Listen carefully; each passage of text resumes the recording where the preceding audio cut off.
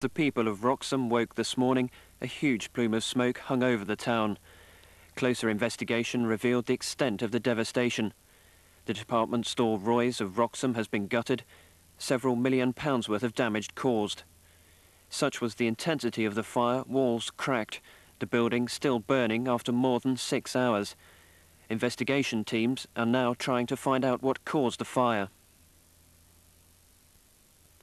There were dramatic scenes last night as more than 100 firefighters tackled the flames.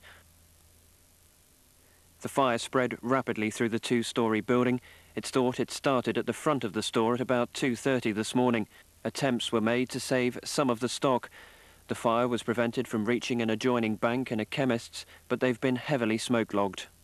Our difficulty is that the top floor can be likened to a concrete box, and it's very, very difficult for us to get in to apply water to the seat of the fire. The store employs some 250 people, many of whom live in or near the small Norfolk town on the edge of the Broads. This morning, many were devastated and close to tears. I guess this building is going to have to be demolished and rebuilt, and you're talking about 12, 18 months.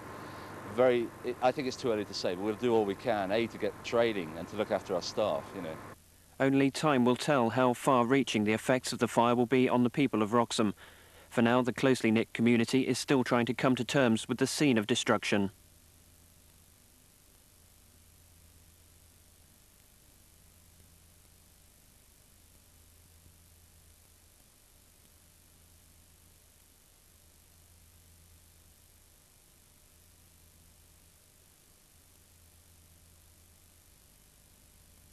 Three days after the fire, and for Roy's staff, the anguish continued today. Understandably, many of them are very distressed.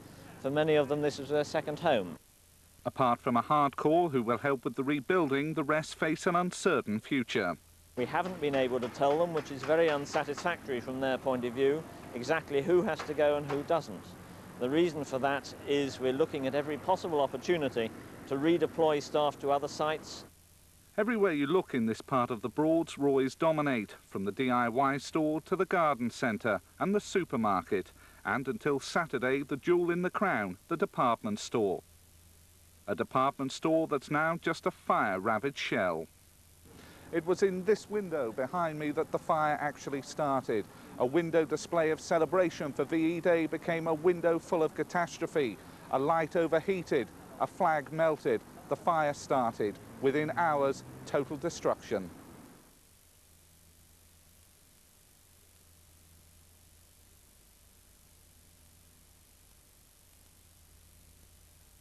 Roy's are continuing to look for a temporary home, but that takes time. Time that some staff might not have, but time that can be used again to rebuild on their current site. The engineers and the fire people view at the moment it as being potentially unsafe. It looks as though we're going to have to flatten it, but unequivocally we will rebuild it. And rebuild it they will. The pledge from Roy's in their 100th year of trading remains the same, not if, but when they reopen. It'll be in their 101st year, the target, the spring bank holiday, next year.